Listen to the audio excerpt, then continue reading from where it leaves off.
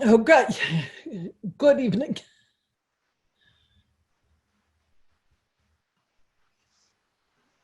Isn't this technology wonderful? How we can all gather around in a circle and be connected with the Zoom screen. I'm a trance channel for Aaron and other entities.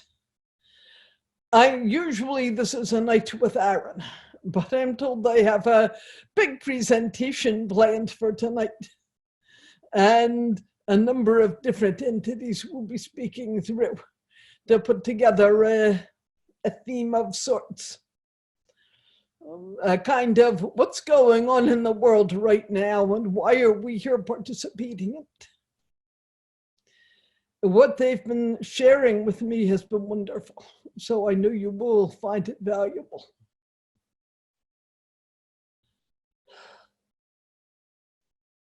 For those who are new, because I do see some new faces, welcome to Deep Spring Center. I founded Deep Spring over 30 years ago. Deep Spring Center for Meditation and Spiritual Inquiry. Please explore the website to see what else we offer.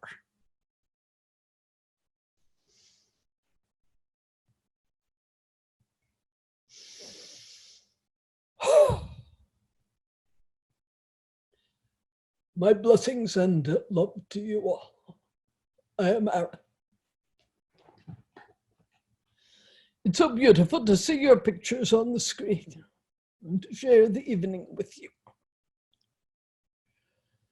As Barbara noted, we have several speakers tonight, each speaking from our own perspective and sharing what we hope will be in a logical order to help you better understand the whole situation of yourselves and the world.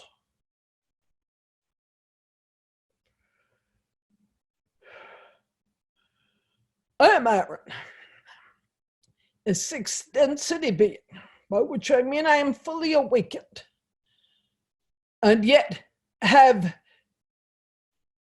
made the decision to maintain the mental body as a tool from which I can speak to you. I have no karma pulling me back into a new incarnation.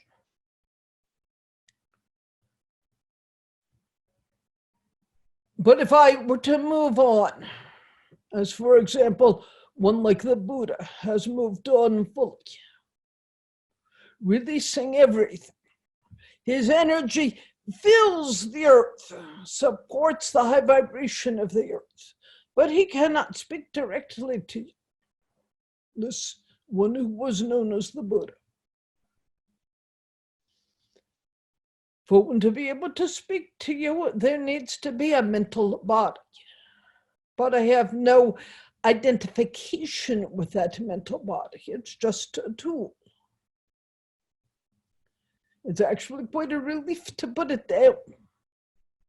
It's a strain to hold on to it. But it's also a joy to be able to use it to communicate with you.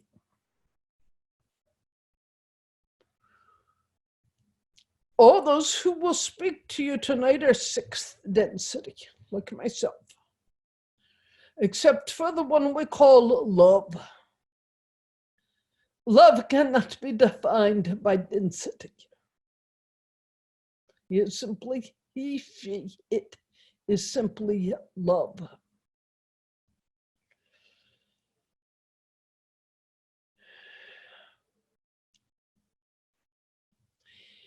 In the beginning, there was no beginning.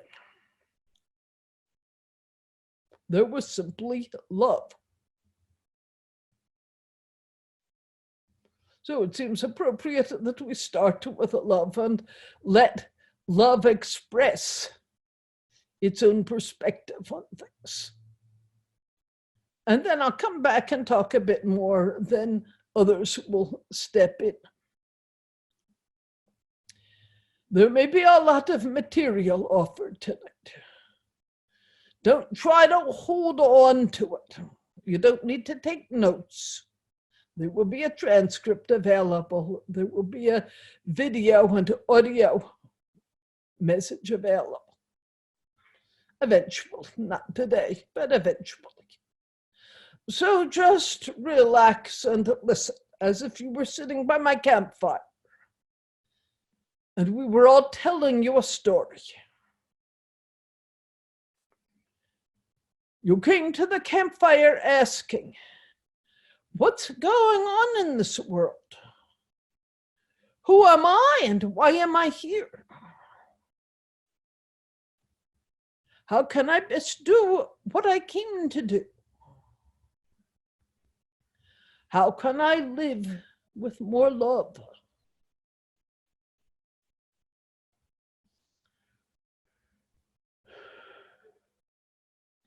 Love will be the best one to speak to the beginning of this. I will step out of the body and invite love in. Those who are new, you may or may not feel a difference. You may say, it just sounds and looks like Aaron. Well, of course it looks like Aaron. It looks like Barbara.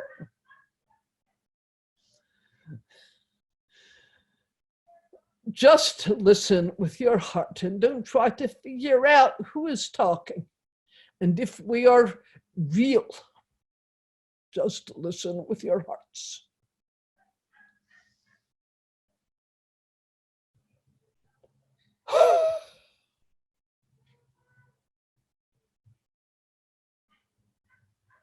I am the one you have called love.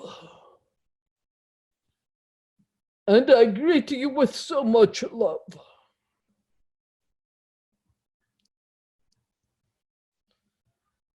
You define the distinction between conditioned and unconditioned, relative and ultimate. Aaron teaches that everything in the conditioned realm arises out of conditions and ceases when the conditions cease. But what remains when everything conditioned has died away? What remains? Love. Simply love.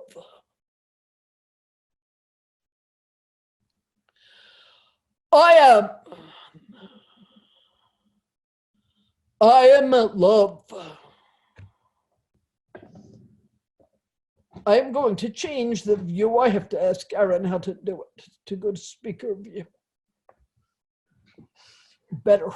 I can see some of your faces, but not quite so many.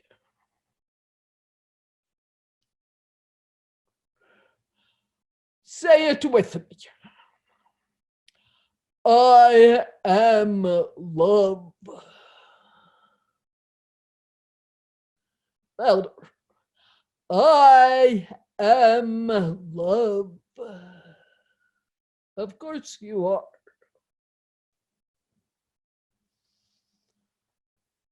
Don't try to figure out who or what I am. People have asked me, am I God? What is God? I am simply love.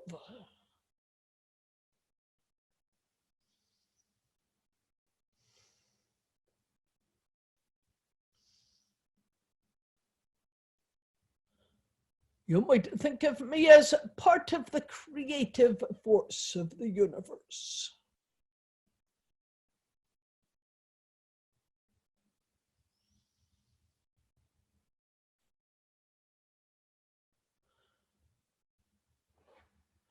Here was a universe, like a blank slate. And the intention to shape it, to invite it into a universe of love.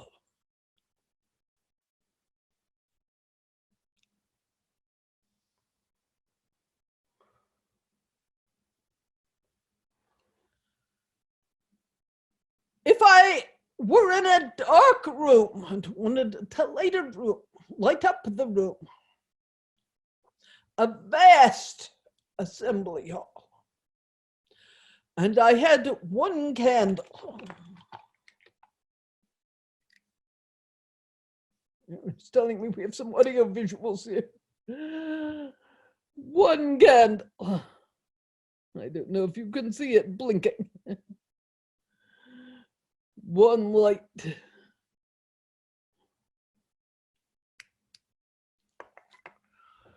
We wanted to light up the room. I had 10 million small candles. And I lit each from my candle and passed them out to everybody who came by. Can you imagine the growing radiance of that hall? As each person took their candle and stepped back to the far ends of the room.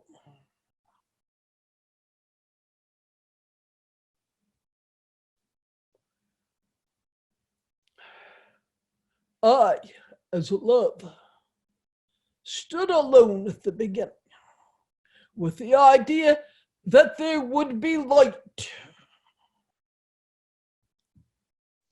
And to each who came saying, I will take part, I gave a candle.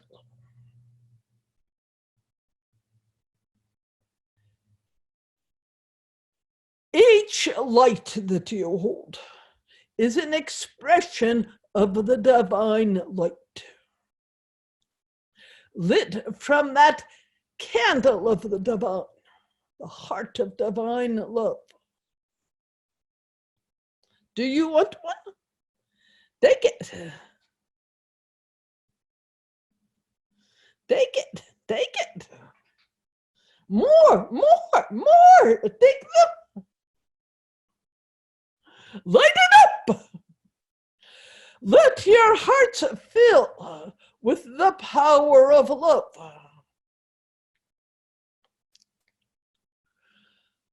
Why did I do this?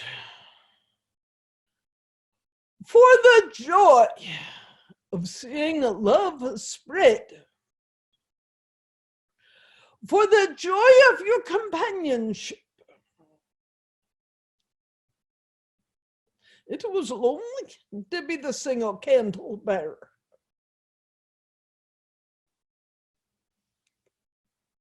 I am love and can express infinitely.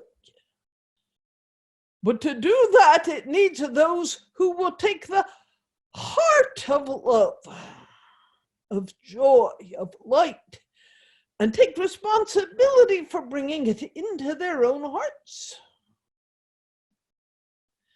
And each of you stepped forth to do this.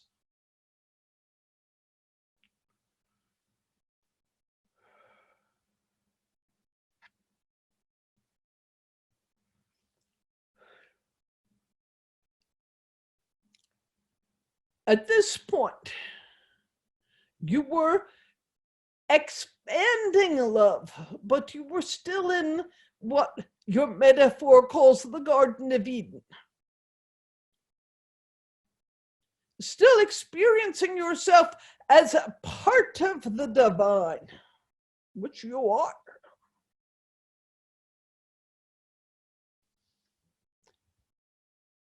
But fully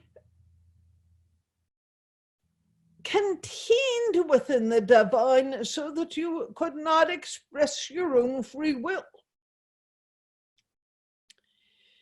If love is to spread out, it needs mature beings, not infants. The infant does not distinguish between itself and its mother. It takes further maturation to create a separation. It's only an idea of separation.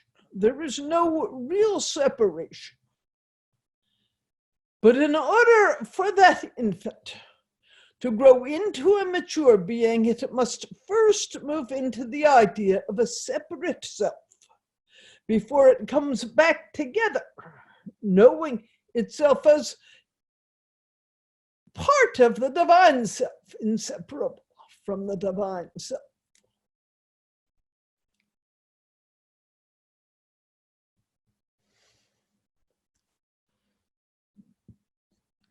Each of you, at a certain point, figuratively stepped out of the Garden of Eden and took that I am out into the universe, then looked over your shoulder and said, "What happened?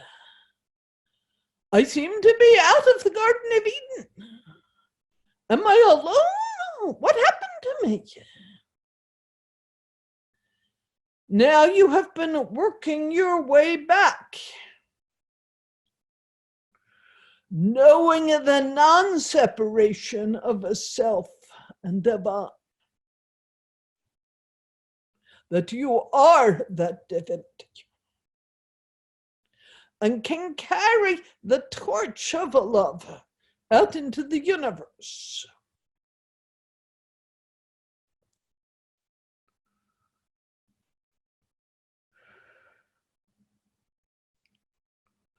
It was frightening to suddenly find yourself out of the garden and seemingly on your own. It was the first experience of fear, that sense of separation from God, goddess, divinity.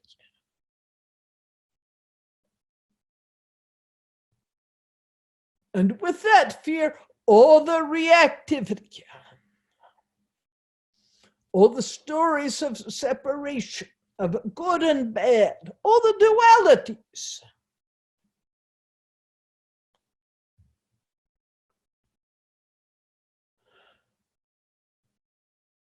Since that time, you have been spinning around, coming closer and closer to the awakened heart, to knowing yourself. I am love. No duality. I am love.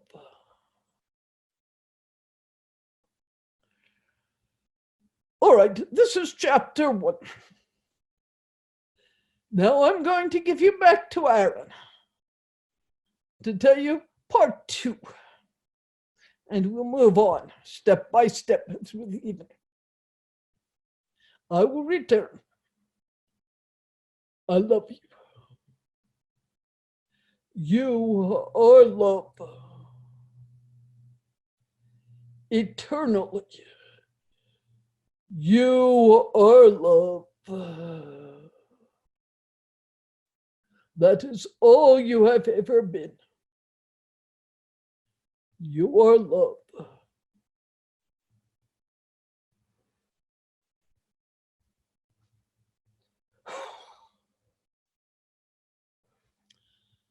Thank you, love. And I am Aaron. Spinning into this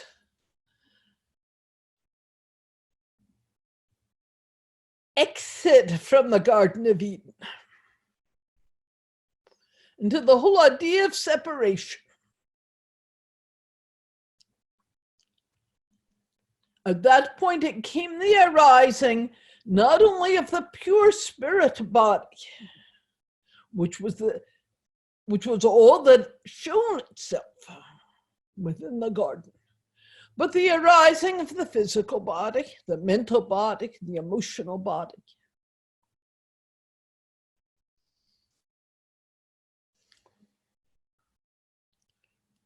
You began to explore the dualities. Good and evil, right and wrong, love and hate, love and fear, contraction and spaciousness.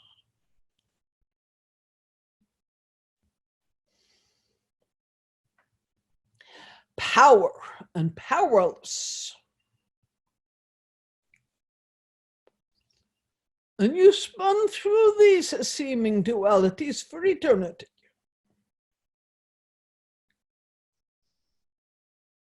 Trying many different practices to transcend the dualities. Finding that you could reach certain states of awareness where there seemed to be no duality.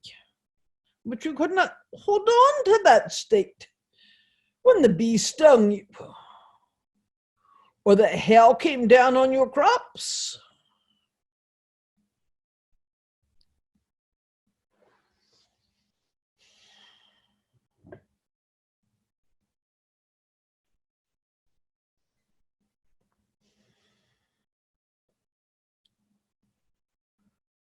You were powerful, increasingly powerful.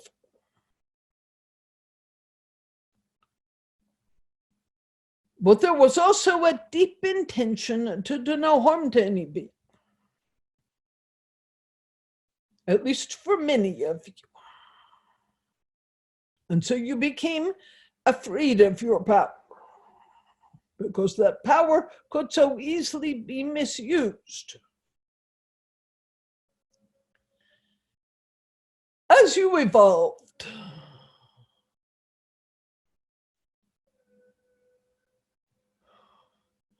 I'm going to pause for a minute here and to ask all of you out there to help send some energy here to Barbara, to help her move into a deeper state. It's more of a challenge for her to do this channel alone here in the room. I'm just inviting her to feel your energy and to settle back down. Thank you.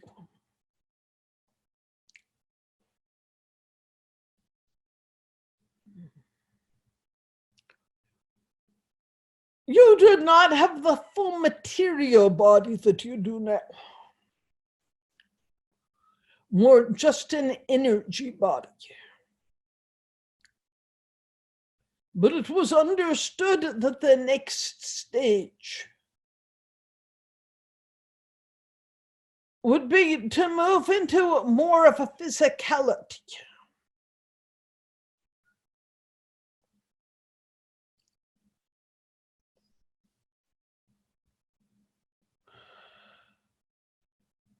As you did that, shifted from basically from the Lemurians that many of you were, and the shape changers and other life forms throughout the universe. As you settle down into the earth plane, that would be your home and place of maturation. Settled into the physical body. There was increasing friction, because the physical body can die. The Lemurian did not experience death. It just experienced the continuity of consciousness. But coming in as the human, there was more of a sense of separation and the idea of termination of this physical form. And so there was more fear.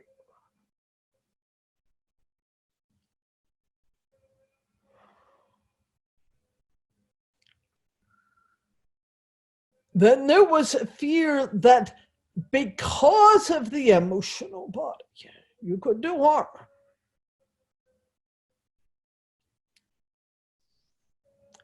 You agreed then, many of you, to release certain DNA linkages.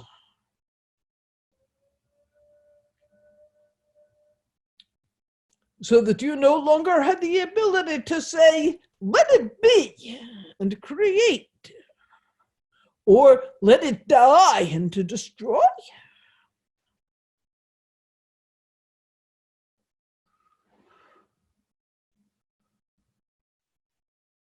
For a very long time now, you have spun around without those DNA linkages.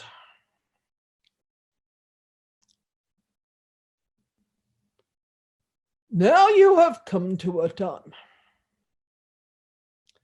of holding the intention to come back into the creator that you are. I am, and I bring forth light and love. How to do that?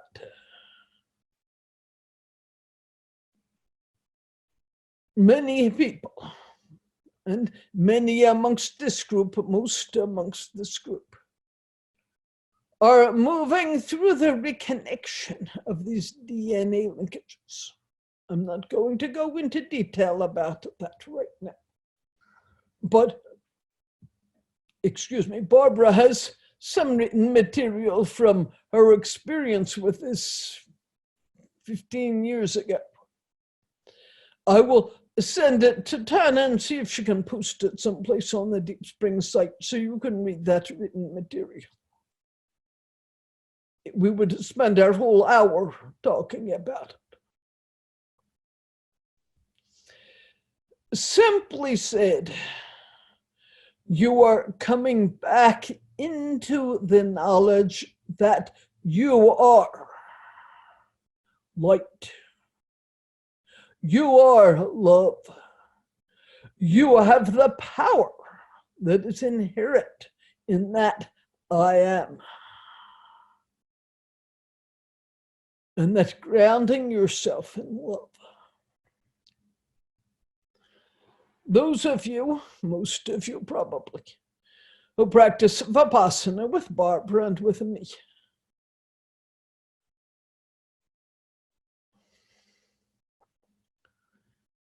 you have practiced with us watching the heavy emotion arise and noting it. Here is anger. Here is fear. Here is sadness. Here is confusion. That which is aware of fear is not afraid. That which is aware of anger is not angry. You are that. You are that awakened light. And still, anger and fear and grief and so forth, they arise. If the conditions has not yet been purified, they will arise. So you were practicing at becoming more adept at holding space for heavy emotion without creating a self-identification with it.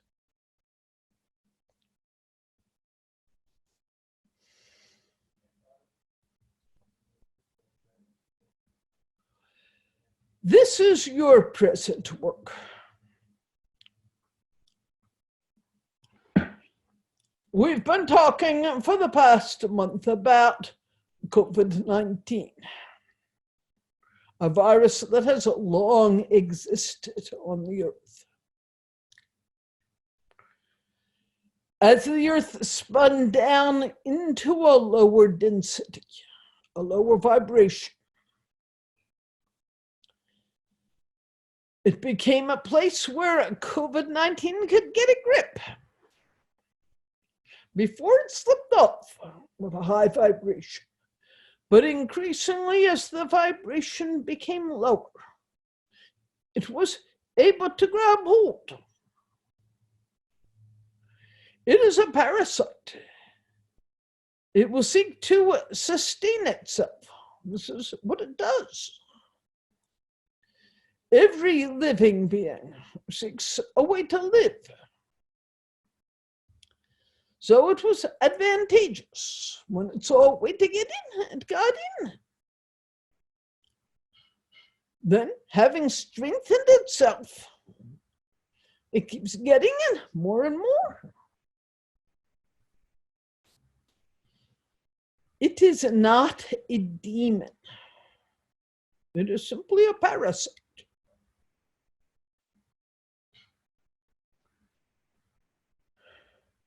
If you don't want to be bitten by mosquitoes who would feed off of you, you wear the long sleeve shirt or put on the bug repellent.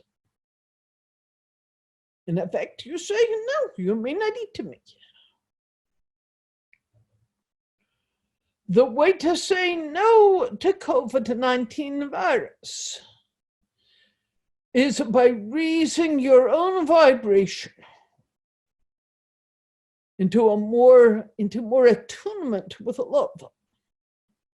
It's as simple as that.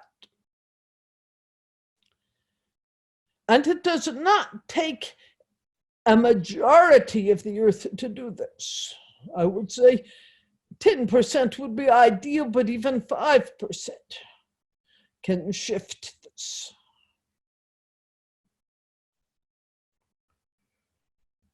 You are also presently making the earth itself less comfortable for this virus, because you are, by staying home, you're removing some of the pollutants that have been destroying the earth. So the earth itself is coming back into a health and a higher vibration.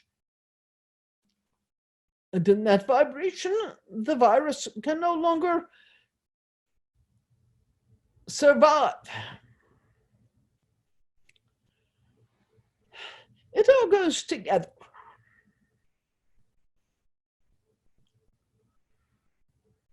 So each of you is doing your work.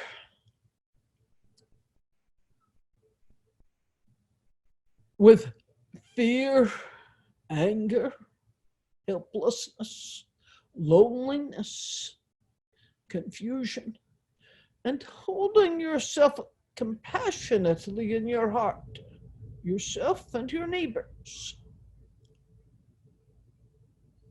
Not to hate this virus, but to compassionately say, no, you did not come to destroy us, and to raise your own vibration.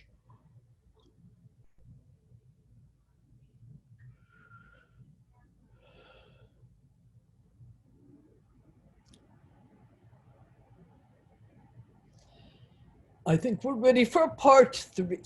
I'm going to step aside and invite Yeshua to come forth.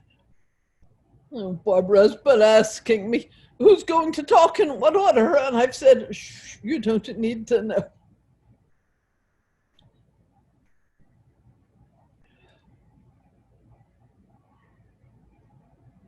Yeshua will cooperate.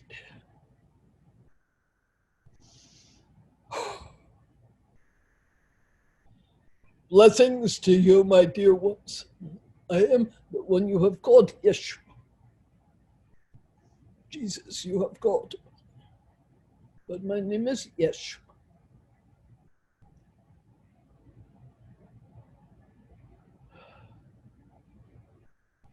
Love asked me to come forth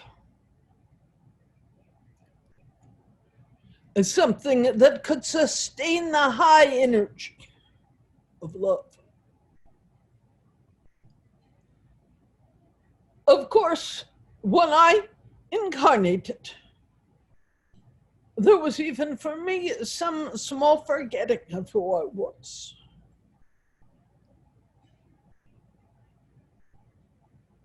So while I was fully awake, I also needed to be reminded of that in the lifetime.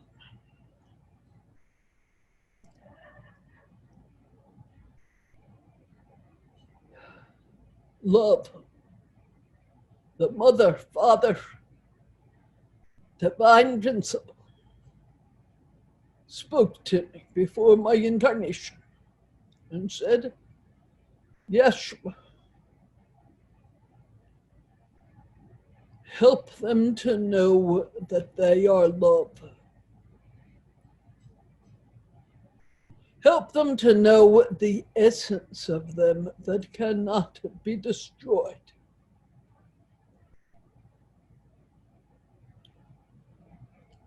That was the task laid upon me, and I accepted it with joy. I didn't know how it would play out. Only that it would not have been asked of me if I did not have the capacity to do it.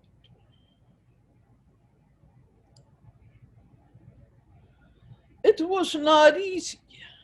Of course, I knew fear, sometimes anger, pain. But I never was separated for an instant from the remembering. I am love.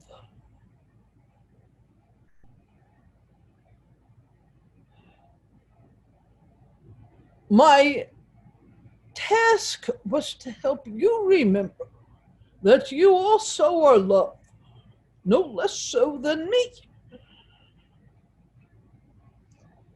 And that each of you has the capacity to express that love in the world.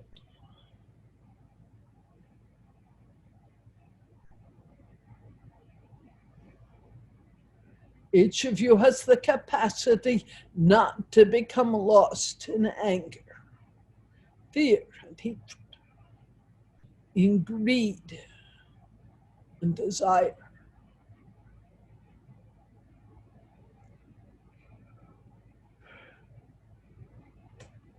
My dear brother, Siddhartha Gautama, brought forth teachings of how to do this in his lifetime. And others have also brought forth those teachings, other awakened beings. It felt to me, coming when I did, to remind you that the essence of you is indestructible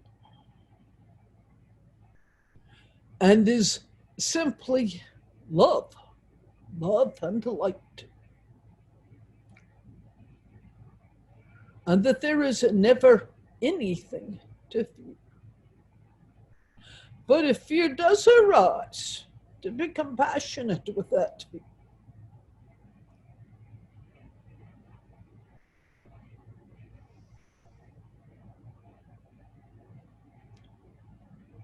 What does it mean to be love? What does it mean to be loved when you're feeling angry? When you're in deep pain? When you're afraid for your whole world and what is happening? What does it mean to be loved? To remember who and what you are. This, my cherished ones, is what is asked of you in these days. To remember that you are love.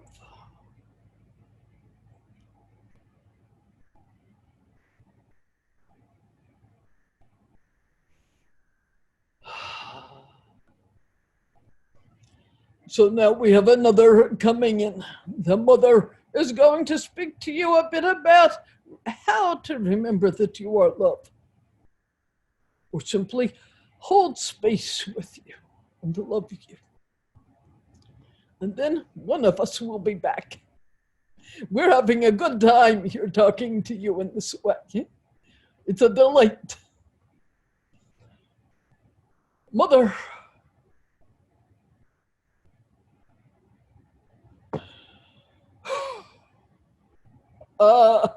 My turn.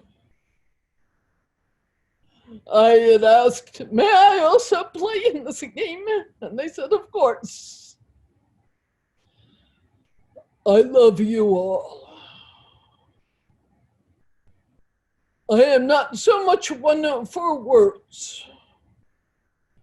I ask you simply to look into my eyes and remember with me who you are and how much I love you.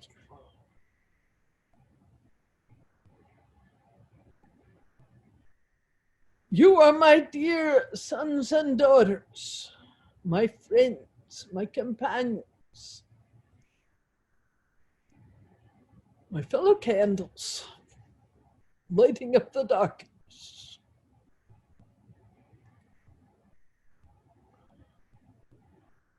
Let us just be quiet for a minute or two.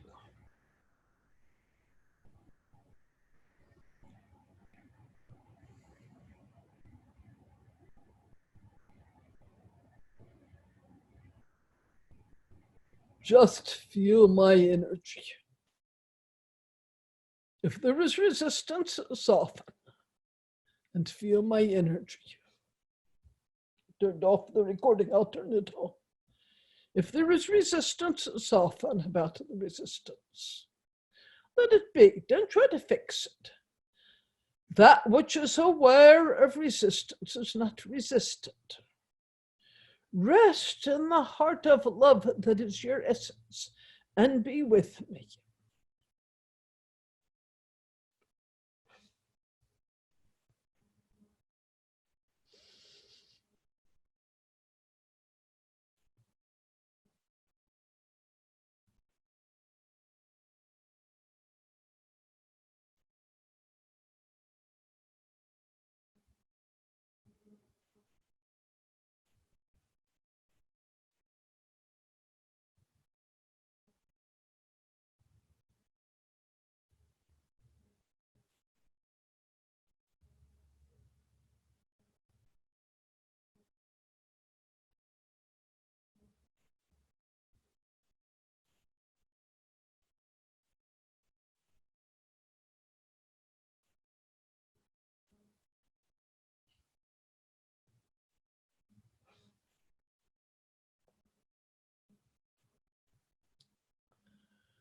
Breathing in and feeling my energy touching you. Breathing out, release that love out into the universe. Breathing in, feel that energy again. Feel the light. You are no longer those beings that were afraid of your power. Now you are ready to know that power, to literally light up the darkness everywhere with the loving heart of this divine human being. You can do this. Breathing in light. Breathing out love. Breathing in love. Breathing out light.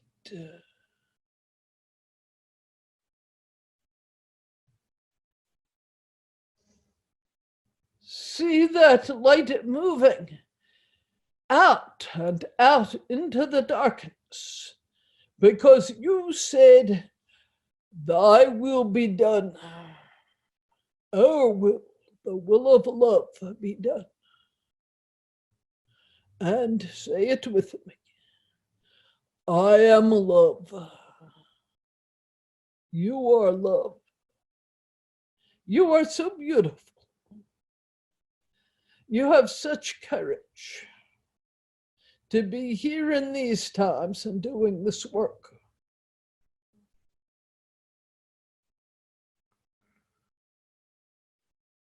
The issue is not really about COVID-19. That's a small part of it. The issue is that you remember your power now, and that you have the capacity to say no to anything which is negative and would do harm and destruction. That you have the love to wish the best for every being, including this virus, and to release fear and hatred. In other words, to support the transition of your earth into a higher vibrational planet.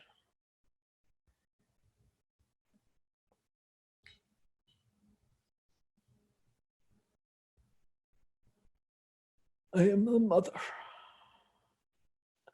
My blessings are with you, always. If you need me, reach out for me. I am here.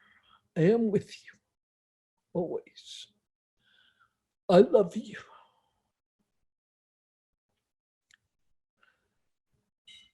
Love is going to return.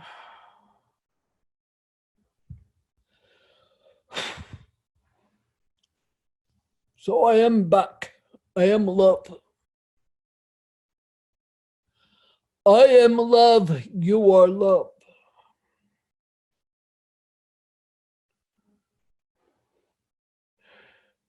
You are finally lifting yourself out of this small place into which you have confined yourself for so many,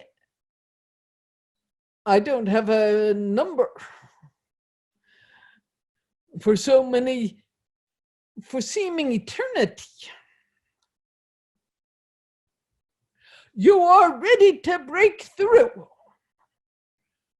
because you are learning that just because you have a negative thought does not mean that you must enact that thought.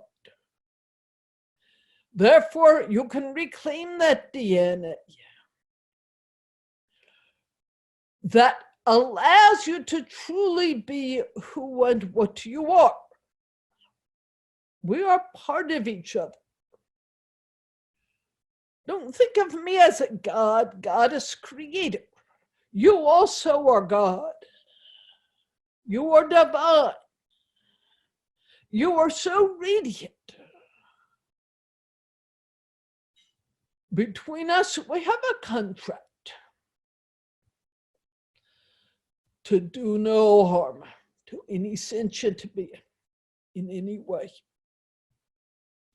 to do only good for all beings everywhere,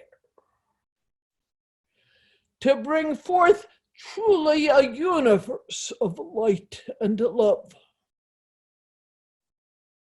It will not be immediate,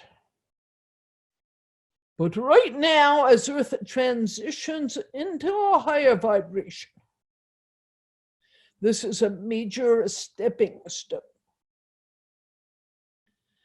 You have all agreed to participate, either by helping to bring forth this vibration or to participate by holding it down with fear. The choice is up to you. I am love, and I hope you will join me, but you have free will. No, if you are not ready to join me now, you will have other opportunities.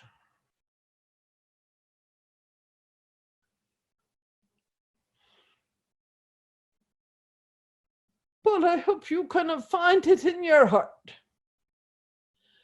to bring forth the essence of love that you are now.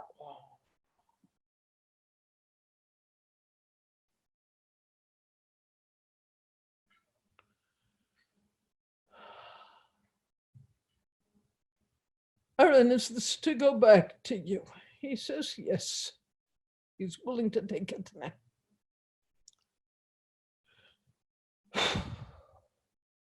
I am Aaron. Wouldn't it be lovely if Barbara could break herself into 4 or 5 parts so that we could all share the stage together and speak here? Unfortunately, each of us must come into the body and then release the body to the next. Probably some of you can feel the distinction. One consciousness to the other consciousness. And some of you can't, and that's okay. The real question is not who is speaking to you, but can you take in what we're saying and say yes to the challenge we've been giving you? There's that Buddhist sutra I'm so fond of that contains the line, if it were not possible, I would not ask you to do it. Abandon the unwholesome. You can abandon the unwholesome, and this includes fear and doubt. If it were not possible, I would not ask you to do it. cultivate the wholesome. You can cultivate the wholesome. You are doing it. If it were not possible, I would not ask you to do it. This cultivating the wholesome is what makes all the difference. Touching first your earth and then moving out from there into the universe, out into the galaxy, touching many universes. This principle of love, moving out eternally. This truly is the end of suffering. You may not, on one level, the ego self, it may say, no, I'm not really happy to be along for this ride. It's hard. But I think your heart might say, yes, I'm ready for this.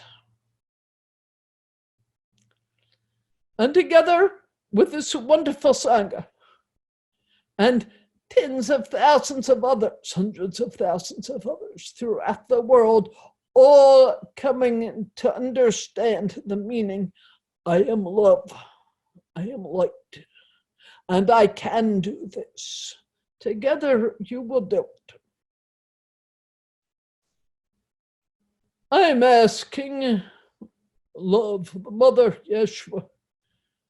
They all say that's enough. We have said what needs to be said.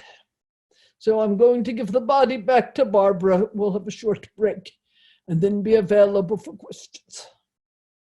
My blessings and love to all of you. I am Aaron.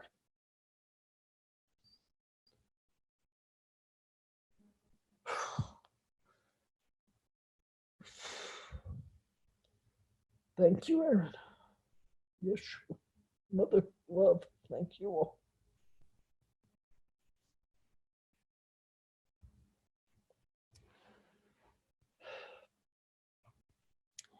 This is Barbara, and I'm a bit out of it at the moment.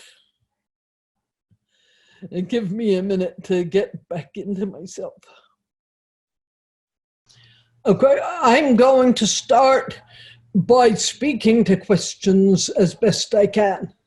And when Aaron is needed, he will incorporate, but I need a little break from that high energy. So I'll talk myself first.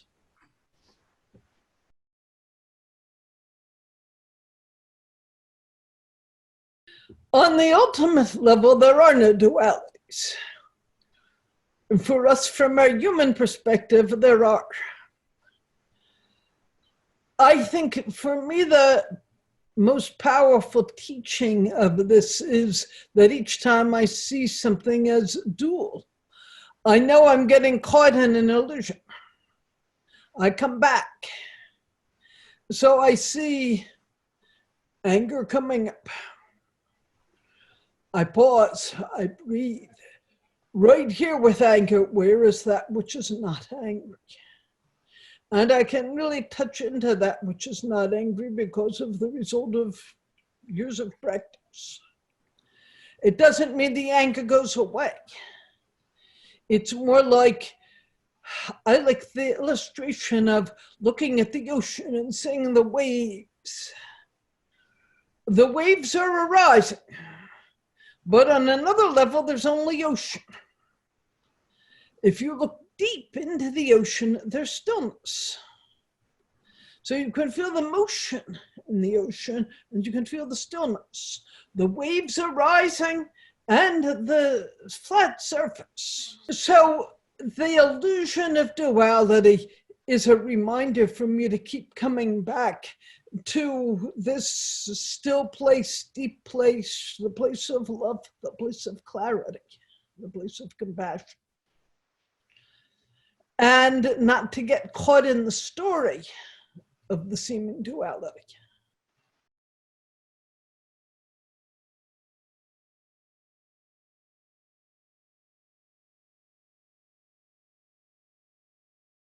Nah, if you find that true, put your thumb up. I've been watching with Hal a TV series about, it took place during World War II. It's not just history, it's a fictionalized account, but showing the immense destruction and fear and hatred that came up in World War II. Right now we're struggling with our own challenge, I guess is the best word. But when I look at this video and see there's no place to take cover, planes are coming in and strafing everybody on the ground with bullets, bombs are dropping. Wow. We at least can go into our homes and say, okay, I'm going to isolate and stay safe from this. We can open our hearts. We have this means to connect with each other. Imagine being alive back in 1942, 43, and what that was like. So when I think about that, I can really appreciate the light that we have now and how much love there is in the world. Not perfect, far from perfect. My heart goes out to people in living in poverty in very densely compacted human populations who really don't have a way to protect themselves. All I can do is pray. But I also can really appreciate the light we have now.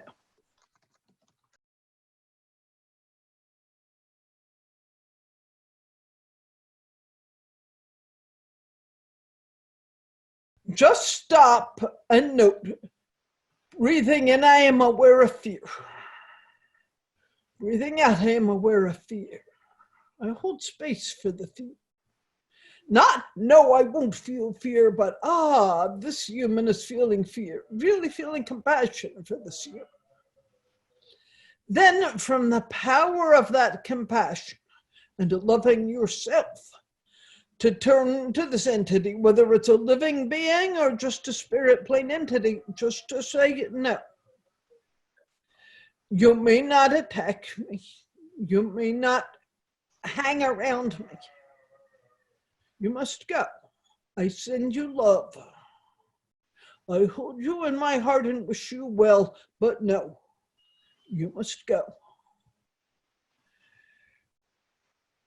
In the dream state, with our dreams and our nightmares, every character in the dream is an aspect of ourselves.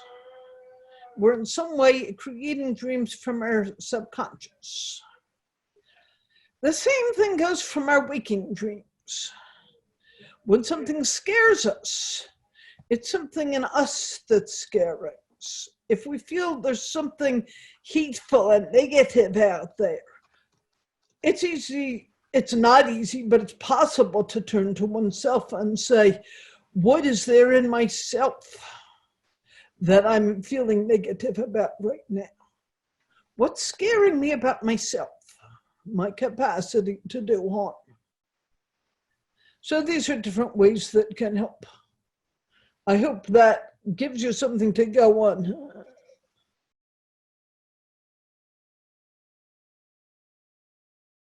Meditation, chanting, the practice of gratitude. I find an enormous one. When there's something like this scary thing, to stop and say, thank you, teacher. Right there, my whole vibrational frequency is coming up. Chanting can be powerful. Just taking a walk, go and hug a tree, appreciate a flower, pat a kitten. Both of these will help. I just read the book 47 Stories of Jesus a couple of nights ago. I just wanted to say I'm deeply moved by it and felt a very deep connection with the words. This is my first time here. Thank you for this.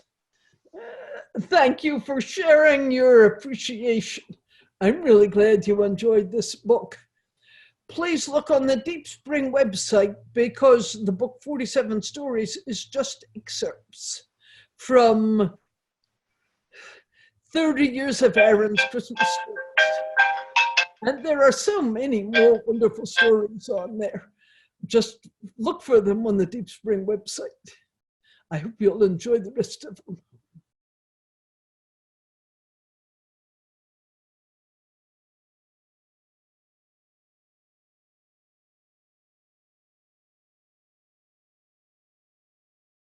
Okay, this is Barbara talking. The energy body, we have many different bodies. The spirit body, physical, mental, emotional, energy.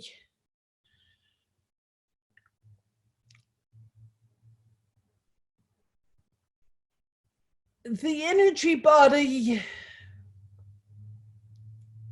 they're all interconnected. They're all interwoven.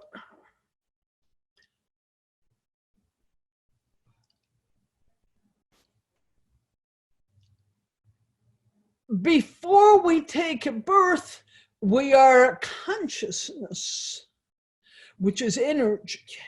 And then that energy moves into a physicality. And the mental body, which is partly from karma, comes along with it. The energy body is pure energy. It's my experience in deep meditation is that I experience the energy body, Bill, as a sub-ground, out of which first just awareness, pure being, and then energy, and then the expressions of that energy as body, as thought. If I find myself getting caught up in self-identification with the heavier bodies, such as physical and emotional and mental, I can come back into the energy body and really feel that and take it back down into that place of where we pour out of love, basically.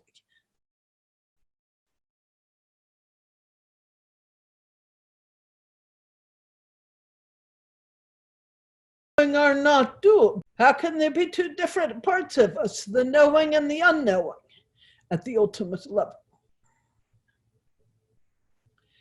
When I think I know, who is the one who thinks she knows? When I think I don't know, who is the one who doubts that I know? When I take them not as a duality, but just as the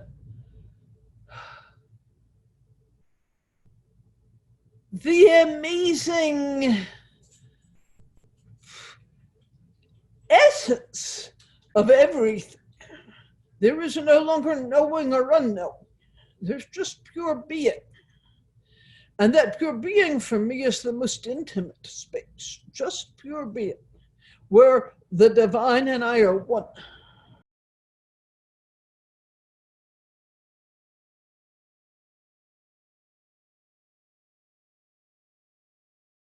What I experienced was going deep into the Akashic field, the trembling of the whole earth, the pain, the cry of the whole earth, not just the sentient beings on the earth, but the earth.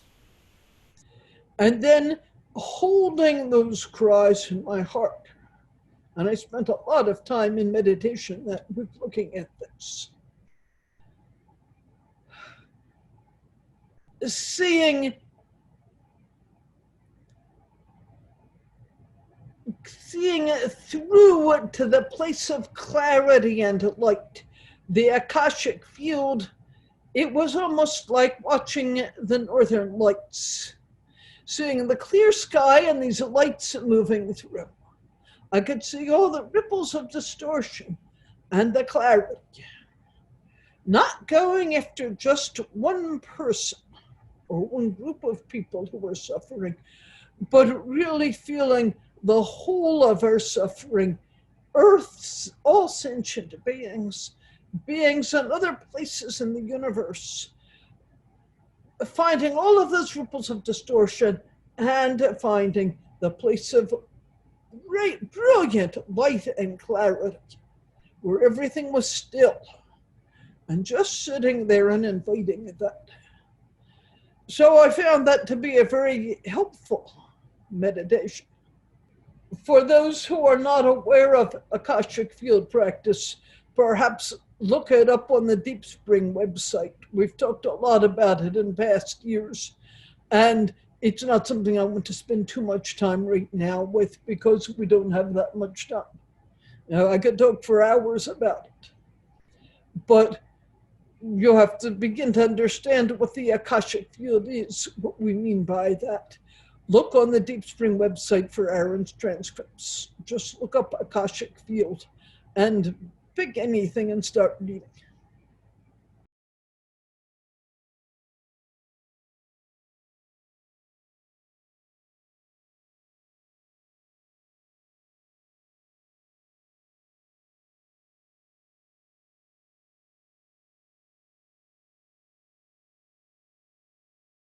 When we hold the intention, it's so powerful. And of course, we're not always 100% successful. We're just opening the door a little bit. It keeps open, it keeps expanding. We keep getting it clearer and clearer, better and better at manifesting the intention. But everything we manifest comes from intention. And there is either the intention to close ourselves in or to open out. And there's always, as humans, going to be the intention to armor ourselves. I've been looking at this so much personally the past week. For those who don't know me, my husband and I have been married, have been together for 55 years. He had a stroke 2 years ago, was in a nursing home. We brought him home a month ago. And he needs a lot of care. One side of the body is paralyzed. He has very limited speech with his aphasia. His mind is clear, but there's still some brain damage from the stroke as well. My intention to bring him home and to take care of him and to cherish him. And my intention to protect myself because it feels overwhelming. And I've had to work very hard this past month, wonderful as it is to have him home. I've had to really open my heart with compassion to myself and my own fear. Will my needs be met? Not just day to day, but in the long run. We're spending all our retirement savings keeping him at home, which I have to pay for out of pocket. He needs 24/7 care. Medicaid was paying for it in the nursing home. They won't pay for it in my house. We're working on programs that will hopefully get us some more help 3 to 6 months out. But right now, no. So fear, will my needs be met? Watching the intention, armoring myself and stopping and saying, I choose love. It's very clear the choice is to take care of Hal and to trust our needs will be met. All shall be well. And yet I have to keep reminding myself what is my highest intention here, number one. And number two, to have compassion for myself and the fear, sadness, confusion that arise. Not to get caught in the stories of them, but just to be kind to myself. Intention. And Anna, grandmother of Jesus. For those who do not know of this book, a channeled book called Anna, Grandmother of Jesus, I deeply recommend it. It's a beautiful channeled book. These words were spoken. I tell you, he who hears my words and believes in my Father who sent me, and my mother who sustains me, it is he who shall pass from death into life everlasting. I have friends who are beautiful people, but do not believe in God or Yeshua. As we are all eternal beings, I find this confusing. Can I be provided with some clarity? I'm going to bring Yeshua in to answer that.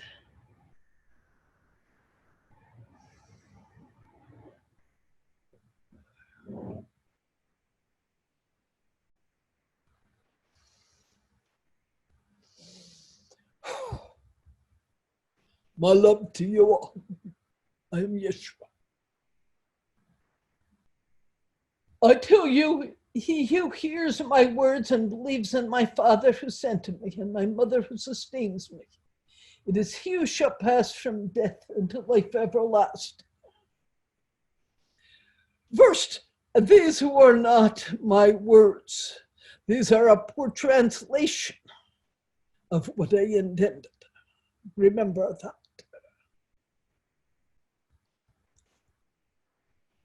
He who hears my words, it does not have to be the words of Yeshua. It has to be the words of the awakened heart. You are all the Christ, the awakened one, not just me. He who hears the words of true love,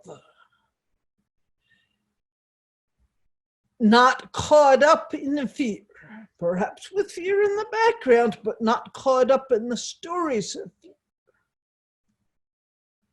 He who hears these words and believes in the principle of, believes there is something beyond the small self. How can you move into a life everlasting when there is no intention based on trusting that there is something there? Well, we just finished saying you need to have intention to manifest. I have intention to do what? To move into some spaciousness wherein I may be of service to all beings.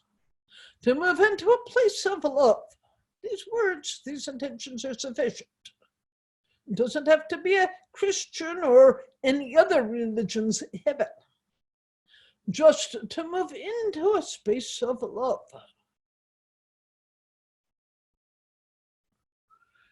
So it believes in the Father who sent me, believes in the principle of love, that there is something beyond the small self. Otherwise, you cannot experience it. And the mother who sustains me, again, love. Father, mother, both expressions of love. Somebody asks further down, who is the mother who incorporated? She is the expression of many different aspects of the Divine Mother. Mother Mary, Kuan Yin, many more. She is the female principle of love.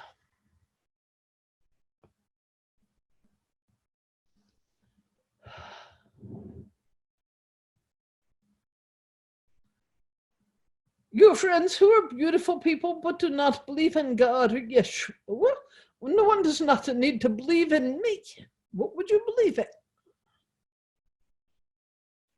Simply that there has been and will continue to be infinite expressions of the divine radiating out into the world.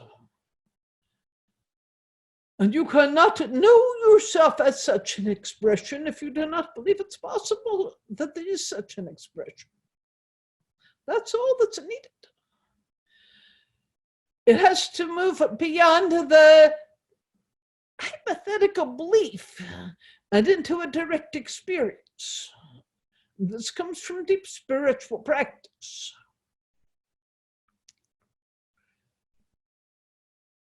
For beings who keep moving through one incarnation after another, eventually you will mature to the point of awakening to knowing the true self. And then when you move through that incarnation, you will be ready to go home. It's as simple as that. Thank you.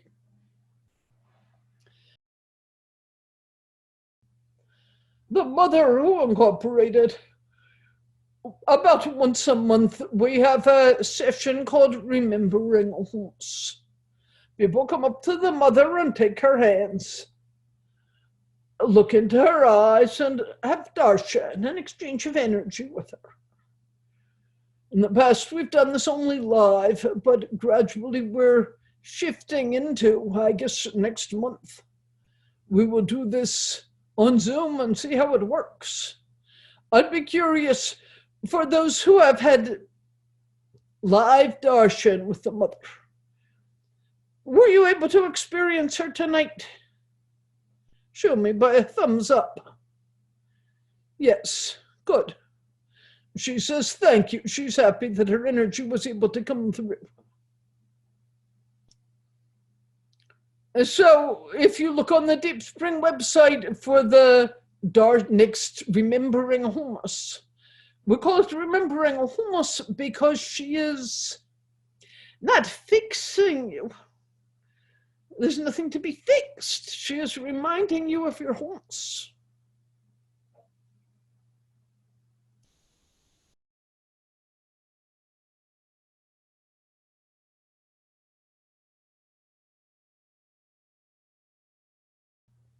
I am Yeshua. Which does the soul crave most? To go home soon. In other words, to get away from the suffering of the world and into the bliss of the divine, or to be of service? That's a hard question. As long as you are grasping for that bliss, you cannot find it. When you truly seek to be of service, that is when you will go home. Perhaps not instantly in this lifetime, but that is the pathway to going home.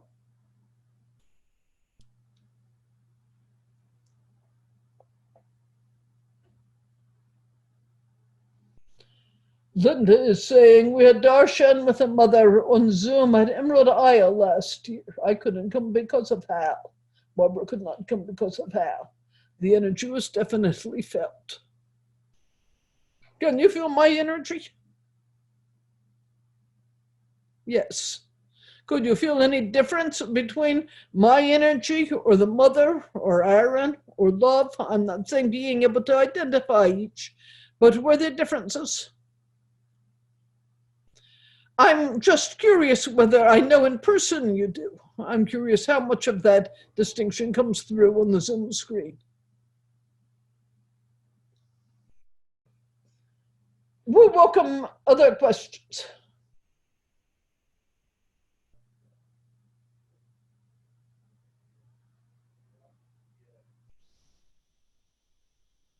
Julian says, I certainly felt the Mother's presence and extended energy.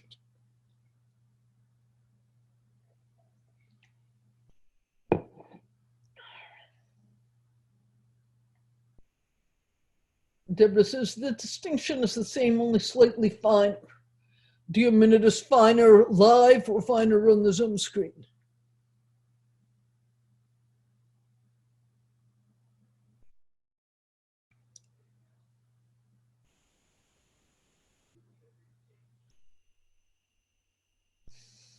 Interesting.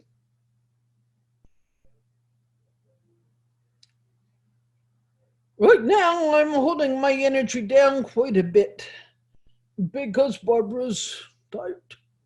In fact, if no other question for me, I'm going to release the body to Barbara and let her continue to answer questions on her own. Again, my blessings to all of you. I am Yeshua, and I am always with you.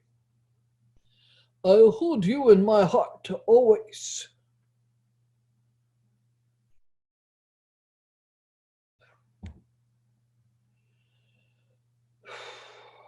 Thank you, Yeshua.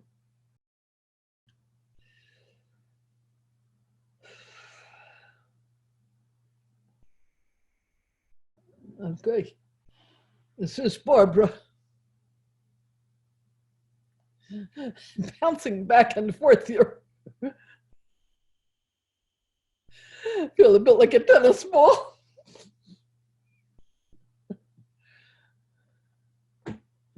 No whiplash. They're very gentle with my body. I'm told that when Yeshua spoke on Easter, he wanted to sit up high, but it was causing strain in my back, and he instead sat himself back down on my chair, being very careful of me.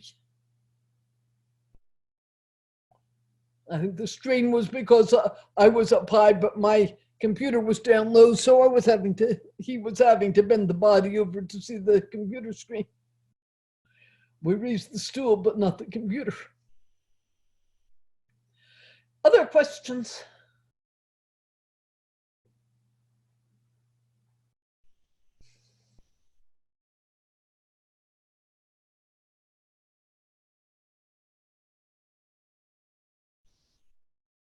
Let me just ask here, if no other specific questions. How are you doing? There are 45 of you online here. How are you doing? If anybody wants to share, we've been finding that sharing with others is very helpful, both for the one who shares and for others.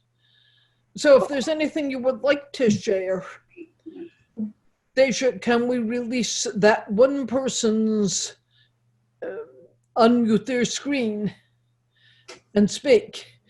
Please let Deja know who you are that you'd like to share. You can type your name here, then we'll unmute you, and then you can speak to everybody.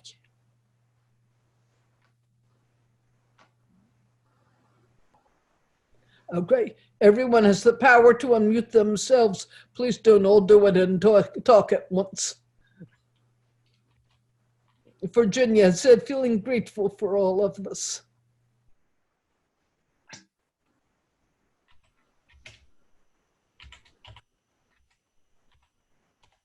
What did you say? Parmesan. Oh. Okay.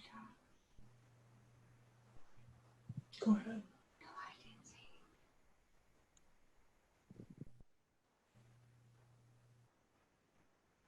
You said John. What is helping you to settle?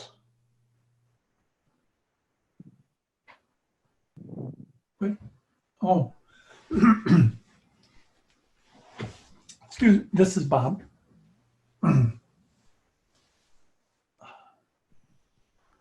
I read or reread the March 17th Aaron talk. Somebody to volunteer. Okay, Terry is typing. Thank you. Oh, She said, go on, keep talking. It's okay. She's typing. okay. And Hang on a second, Bob. We need to find somebody to volunteer to type your question. okay, Oh, she's going to talk. Wait, Terry's going to do it. Who is? I'm sorry, I didn't hear it. Terry. Okay, Terry. hang on. Let me Terry's- designate you for the closed captions.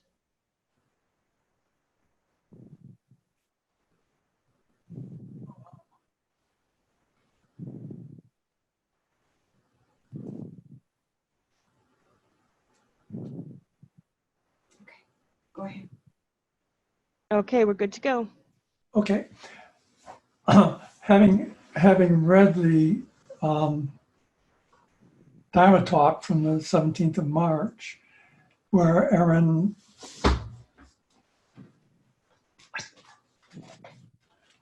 talked about that the world is too much for us, or something like that. But he also went into and talk about the virus, and he went into talk about Hold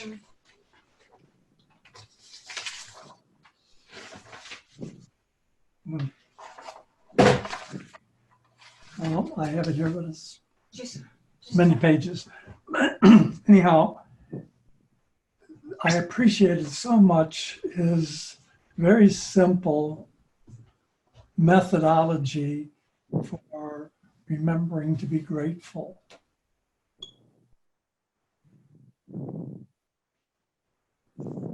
And I think he ended with how many of you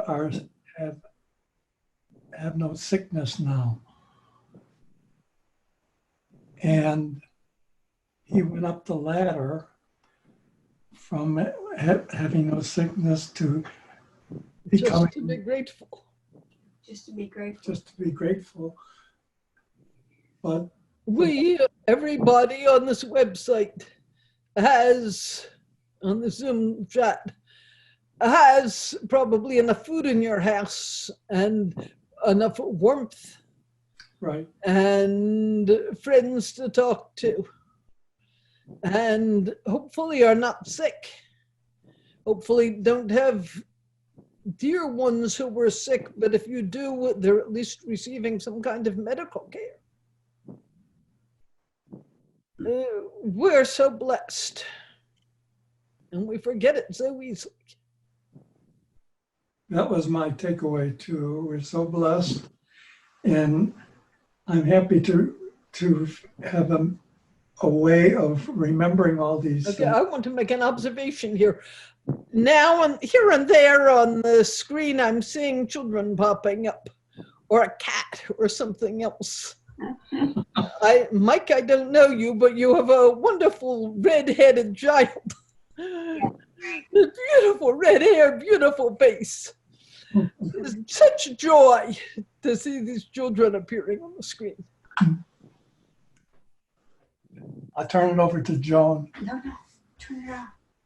I don't want to talk. She got cold feet.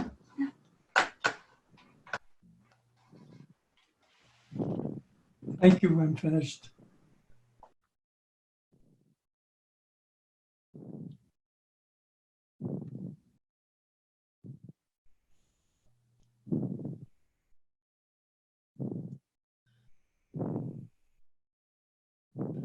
Your video was on. I see you.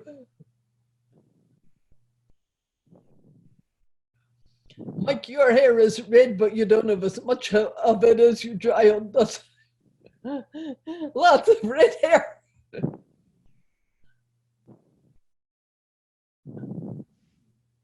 Others, anything you'd like to share?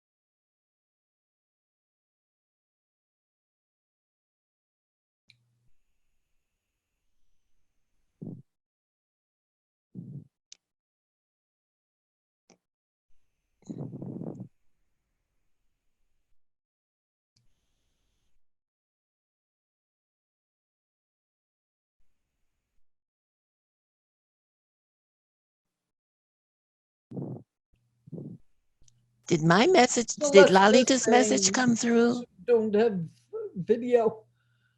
What's helping you to settle is being more is I less haven't busy seen this it, Lalita. Is that correct? Celeste?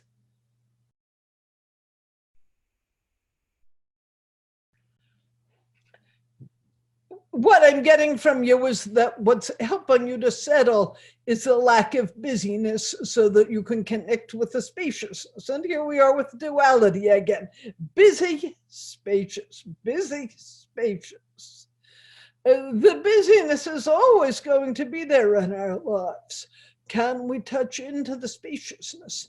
And for some, it's easier to touch into the spaciousness right now because we're less busy. For others, there's so much fear of being less busy feeling helpless, that we can't get in touch with the spaciousness. We can just keep asking in this moment, where is spaciousness? In this moment, I choose to experience the spaciousness. What's separating me from that spaciousness? And I'm finding this in my life, that as soon as I start feeling helpless about taking care of Hal and how am I going to do it, and feeling overwhelmed with daily life things, there's no spaciousness. It's not what I'm doing, it's how I'm relating to, got to fix this, got to hold that. Just relax and open. Last night, I had a beautiful experience. I was sitting in my hot tub, and there were clouds, there were no stars. And I was just sitting back looking at the cloudy gray sky, no stars. And suddenly, the moon burst out from between the clouds. And then the clouds closed in again, but I could still see the moon there, even though the clouds were there. Yeah, I knew it was there and I could remember it, so I could hold it in my heart. And it was just a bright moment of, remember, the light is always there, the moon is always there, the space is always there.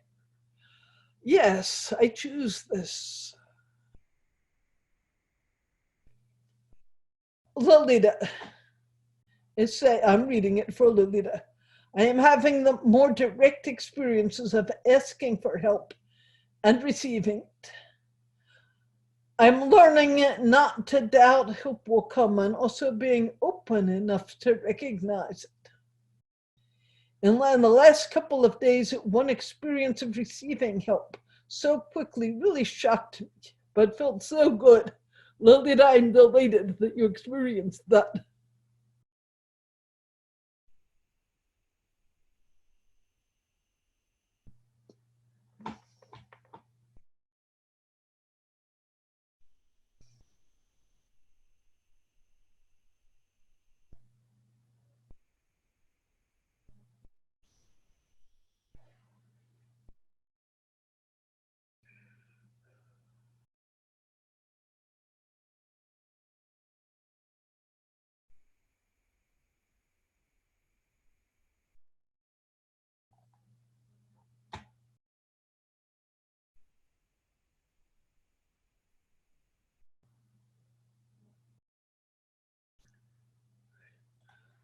I'm enjoying looking through your pictures here, seeing people that I have not seen or heard from for a while. Like I see Gordon Fisher there.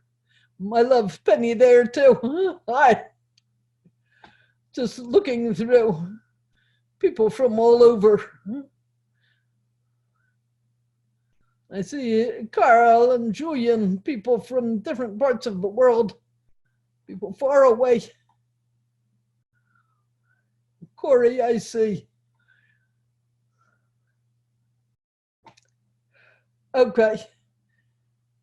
It's 8:55. Unless there's you're welcome to share something else. If there's nothing else to be shared right now, please feel the love of this whole group, all connecting together.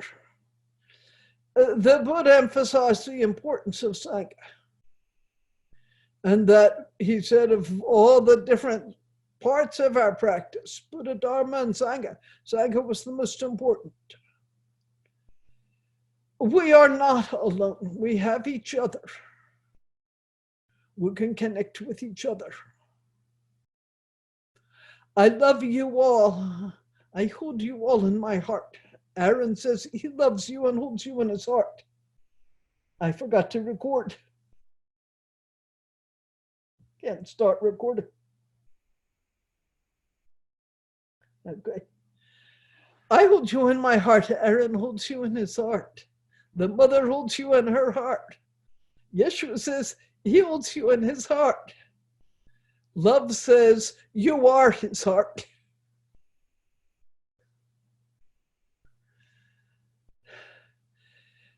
Have courage. and find the love that is your essence and live it.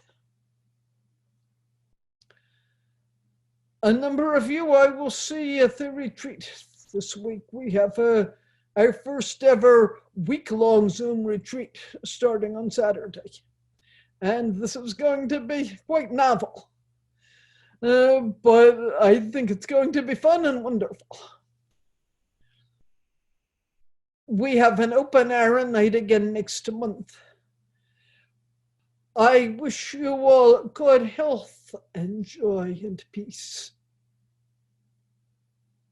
Thank you for being with us tonight. I love you.